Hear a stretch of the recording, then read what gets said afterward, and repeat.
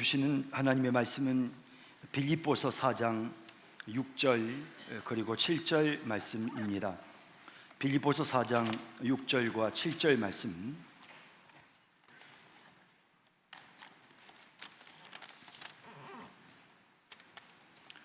이제 찾으신 줄 알고 제가 하나님의 말씀을 봉독하겠습니다. 아무것도 염려하지 말고 다만 모든 일에 기도와 간구로 너희 구할 것을 감사함으로 하나님께 아뢰라.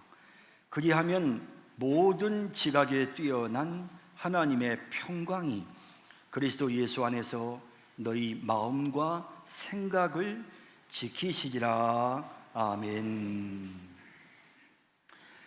자, 오늘 우리가 방금 읽은 본문은 우리가 하나님 앞에 간절하게 기도해야 한다 하는 사실을 강조하고 있습니다. 아무것도 염려하지 말고 모든 일을 하나님 앞에 기도해라, 간구해라. 그리고 너희들이 그 구할 때에 하나님 앞에 감사하는 마음으로 아뢰라 라고 말씀하십니다. 그리고 그 다음에 이어지는 본문에서 그리하면 하나님이 응답하시리라. 하나님이 너희에 필요한 모든 것을 채워주시리라. 이렇게 말씀이 이어질 것 같은데 놀랍게도 오늘 본문은 그렇게 이어지지 않고 그리하면 모든 지각에 뛰어나신 하나님의 평강이 그리스도 예수 안에서 너희들의 마음과 생각 지켜주실 것이다 라고 이렇게 말씀하고 있는 것을 보게 됩니다. 자, 다시 말하자면 이 기도라고 하는 게 기도 자체가 우리에게 어떤 목적을 가지는지에 대해서 말씀을 하고 있는데 기도 자체가 그저 단순히 무언가를 하나님 앞에 말씀드리고 그 말씀드렸던 내용에 대해서 응답을 받는 그것이 기도의 목적이 아니라 결국에는 하나님께서 우리에게 역사해 주시는, 그래서 하나님의 평강이 우리에게 임하시는, 그래서 우리의 마음과 생각이 하나님의 통치와 하나님의 다스리심을 받게 되는 그런 일들이 일어나게 된다. 기도하면 이런 일들이 일어나게 된다라고 말씀하십니다. 여러분, 성경은 기도와 관련해서 우리에게 기도할 때 성령이 임하신다라고 하시는 내용을 수없이 강조하고 있습니다. 예를 들어서 누가복음 3장에 예수님께서 세례를 받으신 후에 기도하실 때 하늘이 열리며 성령이 비둘기 같은 형체로 그의 위에 강림하셨다, 이런 내용이 나옵니다. 그러니까 기도할 때 성령이 강림하셨다.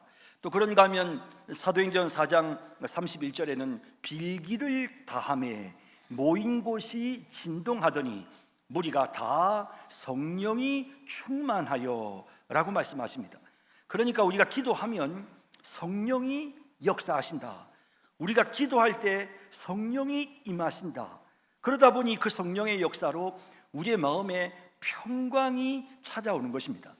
성령이 역사하심으로 우리의 마음이 흐트러지지 않도록, 무슨 일을 당하든지 우리의 심지가 견고하여지도록 성령께서 우리의 마음과 생각을 지켜주시는 이와 같은 일들이 일어나게 되는 것입니다.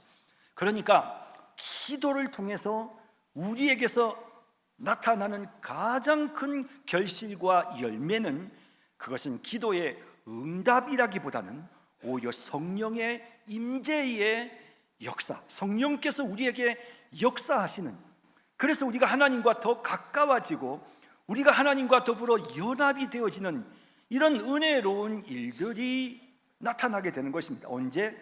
우리가 기도할 때 성령이 이렇게 우리 속에 역사하시는 것입니다. 여러분, 기도의 목적을 무엇이라고 생각하십니까? 기도는 하나님과 대화하는 것이죠. 여러분, 우리는 대화를 왜 합니까? 여러분, 우리가 대화를 하는 이유는 물론 서로가 요구하는 것을 상대에게 말하고 그리고 상대의 반응을 접하는 이런 의미가 있습니다. 하지만 그것보다 훨씬 더 중요한 것은 소통입니다. 관계성입니다. 대화를 함으로써 점점 관계가 친밀해지는, 점점 관계가 더 가까워지는 이런 일들이 일어나게 되죠.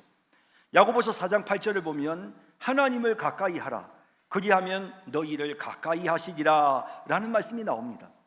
여러분, 하나님은 우리를 가까이 하기를 원하십니다. 우리는 하나님을 좀 더 가까이, 더 가까이, 정말 날마다 주께로 더 가까이 나아가야 합니다.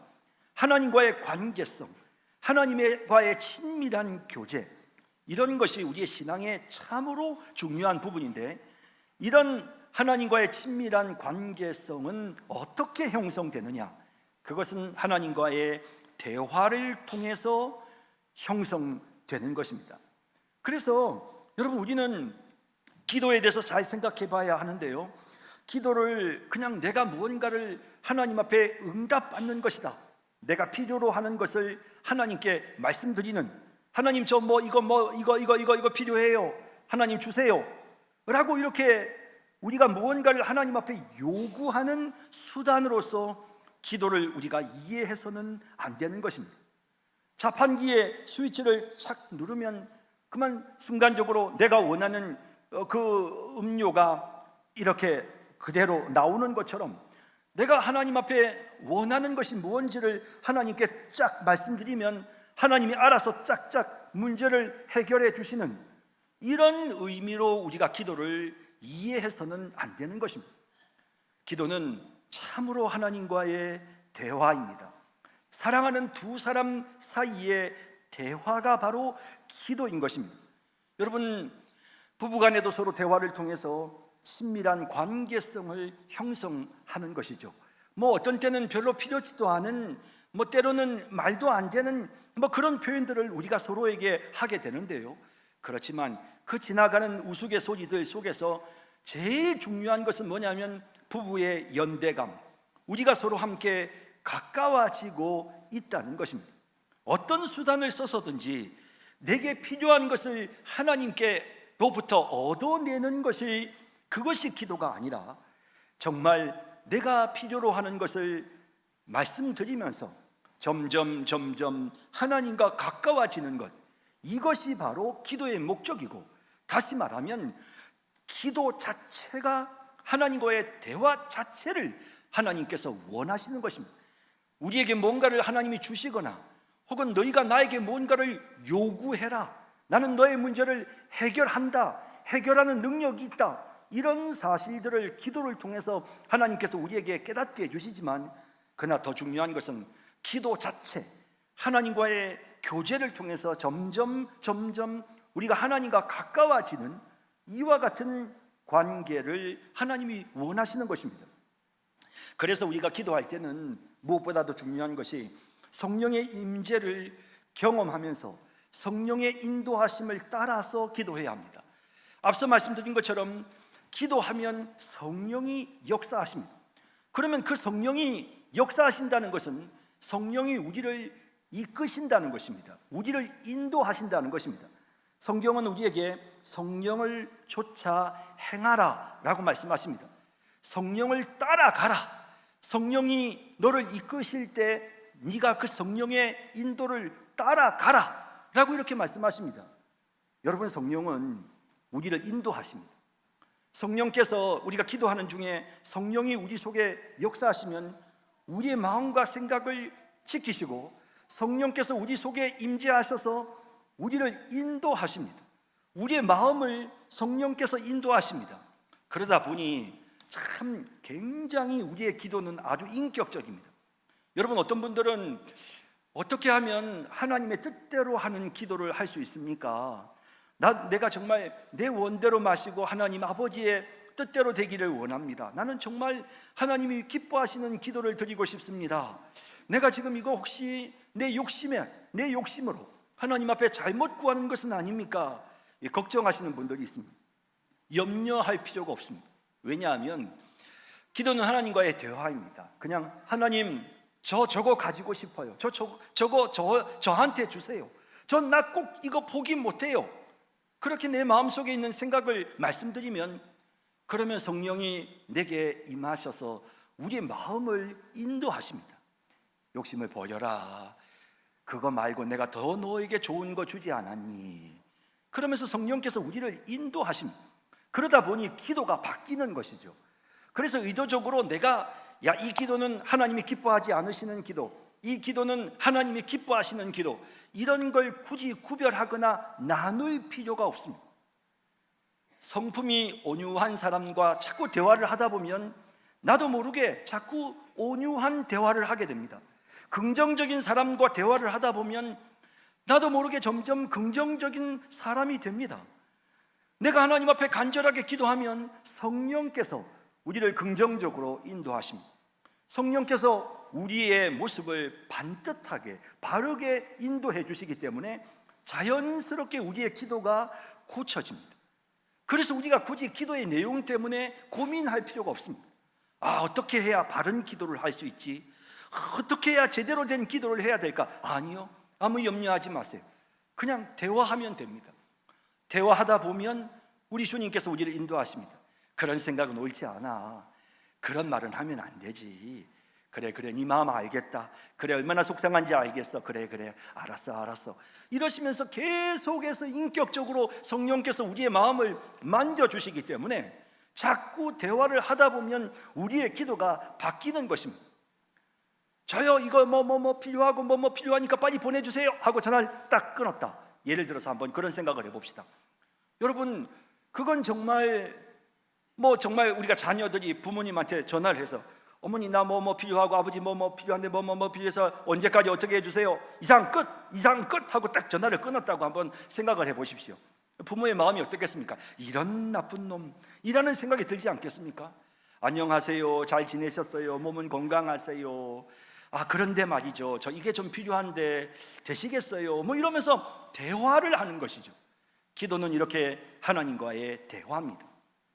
하나님과의 대화를 잘 해서 하나님과의 대화인 기도를 통해서 점점 하나님과의 관계가 깊어지려면 훈련이 필요합니다. 그래서 디모데전서 4장 7절 8절에 보면 내 자신을 연단하라. 경건에 이르도록 내 자신을 연단하라. 육체의 연단은 약간의 유익이 있으나 경건은 범사에 유익하니 금생과 내생에 약속이 있느니라 라고 말씀합니다. 여러분, 경건이라고 하는 게 뭘까요? 경건, 여러분 쉽게 말하자면 경건은 하나님과의 친밀한 관계를 말합니다. 여러분, 우리가 정말 기도하고 예배드리고 찬양하고 성경 읽고 이러면서 점점 하나님과 가까워지는 것입니다. 하나님의 은혜를 깨닫고 하나님의 은혜에 감사하고 그 은혜를 누리면서 하나님께 더 가까이 나아가게 되는 것이 그게 경건입니다. 그것이 경건한 삶입니다. 그런데 이런 경건은요, 그냥 갑자기 우리에게 이루어지는 것이 아니고 그 경건은 반드시 훈련해야 합니다. 육체의 건강, 우리의 육체가 여러분 건강하려면 어떻습니까? 훈련해야 됩니다. 이 몸을 그냥 너 마음대로 하고 싶은 대로 너 있고 싶은 대로 그냥 있어라 라고 하면 그러면 내 몸이 먹고 싶은 대로 먹고 내 몸이 꼼짝달싹도 안 하고 전혀 운동도 하지 않으면 그런 몸이 망가집니다. 마찬가지입니다. 우리의 영이 하나님과 깊은 교제를 나누면서 하나님과 더 가까워지면서 영적으로 더 건강한 경건한 삶이 우리에게 이루어지려면 훈련이 필요합니다. 반드시 우리가 훈련해야 됩니다.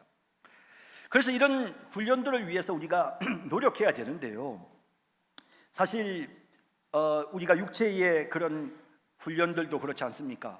무엇보다도 이렇게 규칙이라는 게 있습니다. 그래서 이왕이면 식사는 하루에 3끼를 한다, 규칙이죠. 그 다음에 잠도 그냥 아무 때나 자고 아무 때나 일어나고 하지 않고 항상 일정한 시간에 잠들고 일정한 시간에 깨어난다, 이 규칙입니다. 그런가 하면 내가 식사는 어떻게 하겠다, 나름대로의 규칙이 있죠. 또 내가 운동은 내 체력 관리를 위해서 내가 이런저런 운동을 내가 어떻게 하겠다라는 규칙이 있습니다. 그런 것처럼 우리가 경건 생활을 통해서, 경건 생활의 목적이 무엇입니까? 하나님과 가까워지는 것입니다. 내가 정말 더 깊은 하나님과의 교제를 원한다면 여러분, 우리의 기도 생활도 반드시 규칙이라고 하는 것이 있어야 합니다. 여러분, 정말 규칙은요, 우리 모든 머리끝에서 발끝까지 우리의 삶 전체가 다 일종의 하나의 규칙에 따라서 패턴으로 움직입니다. 우리의 심장이 계속 쿵닥쿵닥쿵닥쿵닥 쉴 사이 없이 규칙적으로 뜁니다. 우리의 호흡이요, 계속해서 규칙적으로 산소를 빨아들이고 이산화탄소를 내뱉고, 이런 호흡이 규칙적으로 일어나지 않습니까? 그러면서 규칙적으로 자고 규칙적으로 먹고, 이 모든 규칙 속에서 우리의 몸이 튼튼하고 건강합니다. 이 규칙이 무너지면 건강을 잃게 됩니다. 영적인 경건도 하나도 다르지 않습니다. 영적인 경건도 정말 규칙을 필요로 하는 것입니다. 구약의 제사장들은 일정한 규칙의 틀 속에서 하나님께 나아갔습니다. 아침에 등불을 점검하고 저녁에는 소제를 드렸습니다. 여러분, 깊은 그런 어떤 그 기도의 자리로 나아가기 위한 그런 신앙의 인물들의 그런 경건한 규칙들을 우리는 성경에서 수없이 많이 발견하게 되는 것입니다. 우리가 잘 아는 대로 구약의 다니엘 같은 경우에는 왕의 저우서에 어인이 지킨 줄 알았지만, 다시 말하면 자신이 기도를 계속해서 하면 죽는다는 사실도 알고 있었지만, 그럼에도 불구하고 그는 자신이 정해놓은 그 규칙 속에서 하나님과 더불어 교제하는 경건한 삶을 그렇게 계속해서 그가 규칙적으로 훈련하는 것이죠. 그래서 정말 예수님도 보면 성경에 항상 이른 새벽에 기도하시는 모습, 베드로도 정해져 있는 기도 시간, 제9시 기도 시간, 오후 3시 기도 시간, 그런 기도 시간에 하나님께 나아가서 기도하는 그런 규칙적인 모습을 보게 됩니다. 새벽 미명에 한적한 곳으로 나아가서 기도하시는, 무릎을 꿇고 기도하시는 이런 경건 생활의 규칙이 우리를 점점 더 깊은 기도의 자리로 나아가게끔 만든다는 것입니다. 훨씬 기도의 깊이가 깊어지고, 우리가 정말 이 체력을요, 우리의 육신을 규칙적으로 잘 훈련시키면 몸이 얼마나 가벼워지고 얼마나 몸이 튼튼해지는지 모릅니다. 마찬가지로 우리의 영성도 하나님과의 깊은 영적인 교제를 규칙적으로 하게 되었을 때 우리가 하나님과 깊은 영적인 연합을 이루면서 영적으로 강한 그런 체력을 갖게 되는 것입니다. 경건 생활을 위해서는 시간을 확보하는 게 무엇보다도 중요합니다. 왜냐하면 우리는 늘 바쁩니다. 그래서 바쁘기 때문에 따로 경건 시간을 가질 만한 시간적인 여유를 갖기가 참 어렵습니다. 그래서 예를 들면 짬나는 대로 기도합니다, 순간순간마다 기도합니다 라고 말씀하시는 분들은 사실은 제대로 기도하지 않는 것입니다. 우리에게 기도할 수 있는 시간이 주어지지를 않습니다. 기도하는 시간은 만드는 것입니다. 우리가 계획하고 시간을 통제해서, 그래서 시간을 만드는 것입니다. 예수님께서도 제자들을 재촉해서 보내신 후에 산으로 올라가셔서 혼자 기도하셨다라고 마가복음 6장에 기록되어 있습니다. 시간은 만드는 것입니다. 그런 의미에서 우리의 일상생활 가운데서 기도하는 시간을 만들어야 합니다. 그냥 주어지지 않습니다. 반드시 기도하는 시간을 만들어야 합니다. 내가 몸이 요즘 너무 찌뿌둥하고 내 체력이 너무 많이 약해지고 요즘 자꾸만 배도 많이 나오고 이거 건강이 완전히 적신호야. 그래서 육체를 훈련하려고 하면 먼저 시간을 만들어야 됩니다. 내가 체력적으로 약한데 내가 무슨 운동을 하지? 그 운동을 할 수 있는 시간을 만들어야 합니다. 마찬가지로 우리의 영적인 생활에서도 시간을 만들어야 합니다. 가장 좋은 방법은 이런 새벽 시간을 이용하는 것입니다. 물론 그 새벽 시간도 정해진 장소가 있으면 더 좋습니다. 예수님이 한적한 곳에 이른 새벽 미명에 나가셨던 것처럼 다니엘이 항상 자신이 기도하는 곳에서 무릎을 꿇고 예루살렘 성전으로 있는 창문을 활짝 열어놓고 기도하였던 것처럼 정해져 있는 장소에서 기도하는 거 중요합니다. 그래서 새벽 기도 시간에 우리가 교회에 나와서 하나님 앞에 기도하는 것 정말 우리의 영적인 삶을 위해서, 경건 생활을 위해서 너무나도 우리에게 중요한 부분이라 할 수 있는 것입니다. 사실 여러분, 체력의 육체의 훈련을 할 때는요, 무엇보다도 중요한 게 뭐냐면 이 힘든 그 순간을 잘 넘기는 것입니다. 아, 피곤해. 아, 오늘 하기 싫어. 뭐 예를 들어서 무슨 헬스를 하든지 아니면 걷기를 하든지 어떤 운동을 하든지 간에 막 다리도 아프고 막 숨이 막히고 막 답답하고 힘이 들지만 그 힘든 부분들을 꾹 참고 억지로라도 그렇게 내가 운동을 하면 그러면 체력이 강화됩니다.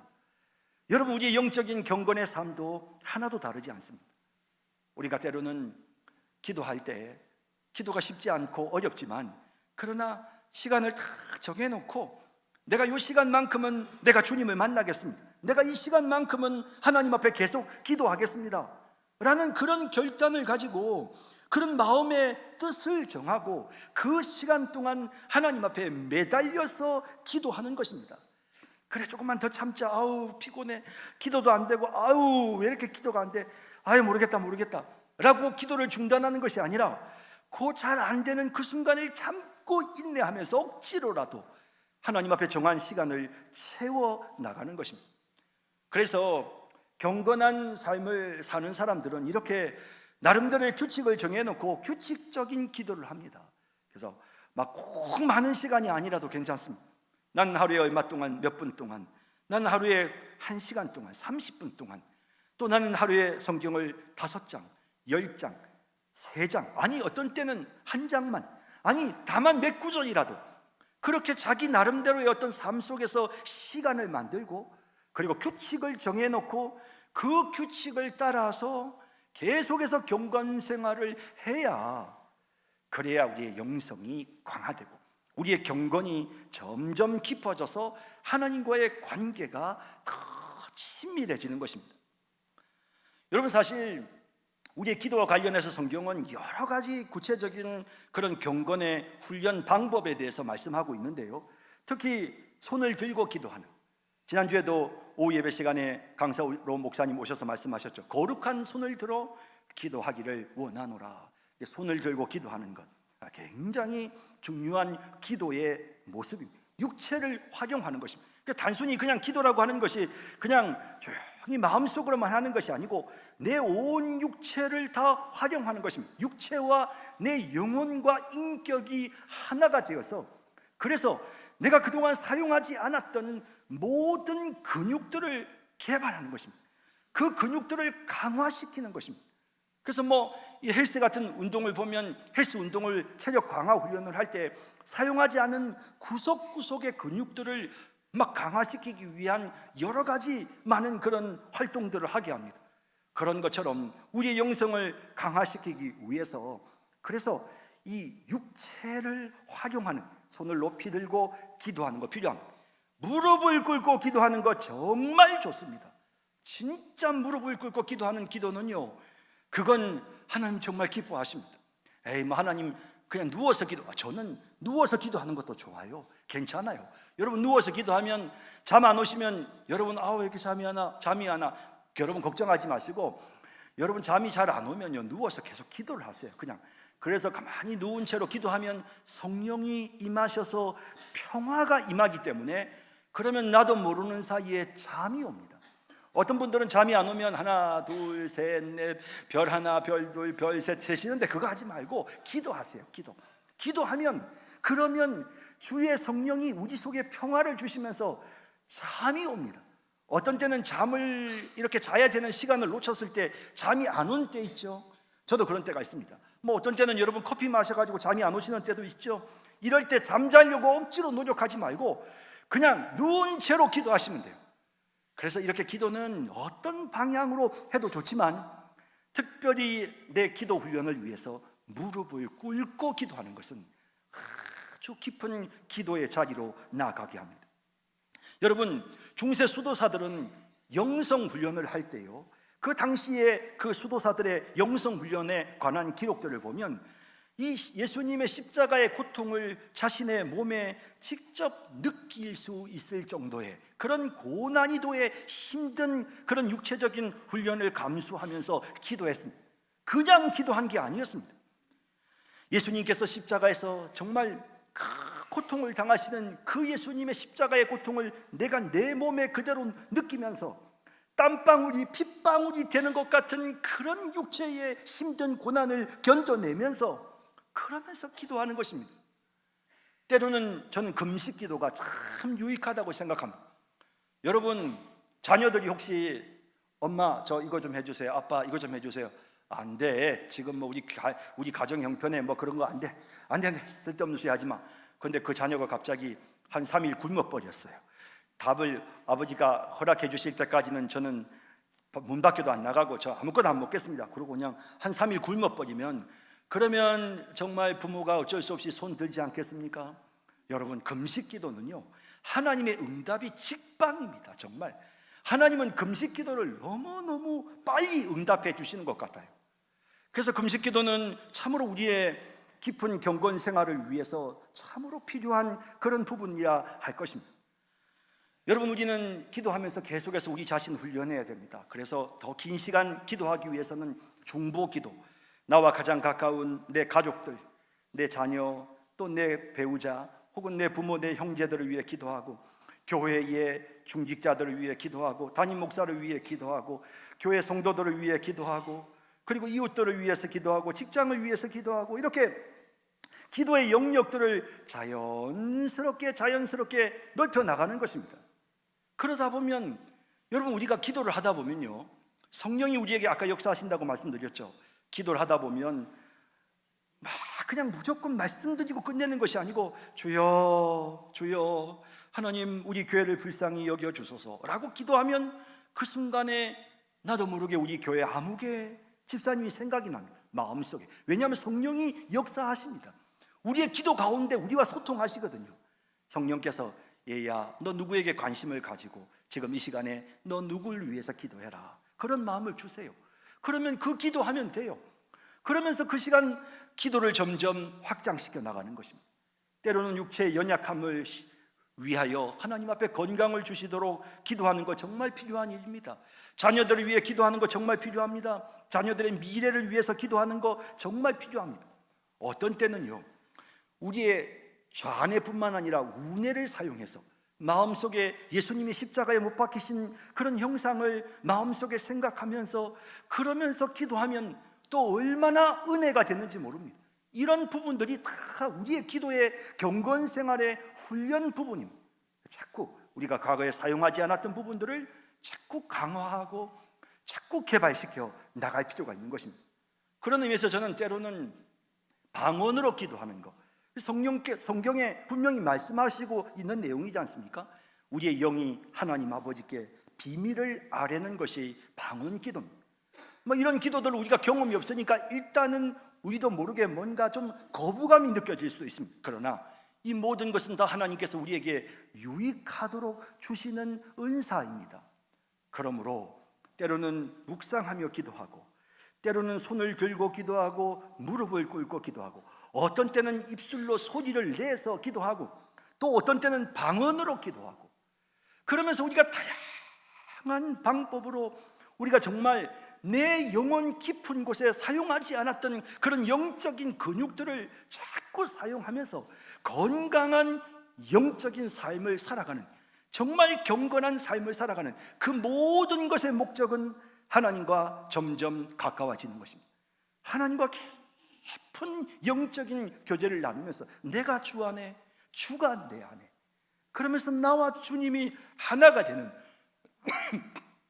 이런 은혜로운 역사들이 깊은 기도를 통해서 우리 모든 성도님들에게, 우리 성산교회 성도님들에게 다 나타나실 수 있기를 진심으로 바랍니다.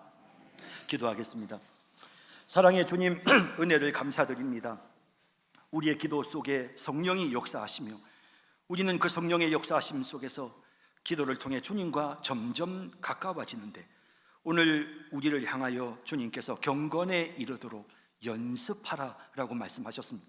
그래서 규칙을 정하고 시간을 확보하고 영적으로, 육적으로, 때로는 무릎을 꿇고 어떤 때는 손을 들고 여러 가지 다양한 기도의 제목들을 가지고 하나님, 그렇게 우리의 경건 생활이 더 깊어지고 주님과 더 가까워지는 우리 성산교회에 속한 성도들이 다 신앙의 균형을 이루고 치우치지 않는 건강한 영적인 신앙으로 하나님 앞에 온전한 믿음 생활을 하는 그런 우리 귀한 성도들 모두가 되게 하여 주옵소서. 이 시간 우리가 함께 성찬 예식을 거행하고자 하오니 우리 주님께서 이 자리에 임재하여 주시며 우리 주님 이 성찬 예식을 통하여 저희가 주님과 하나가 되게 하옵소서. 예수님의 이름으로 기도드립니다. 아멘.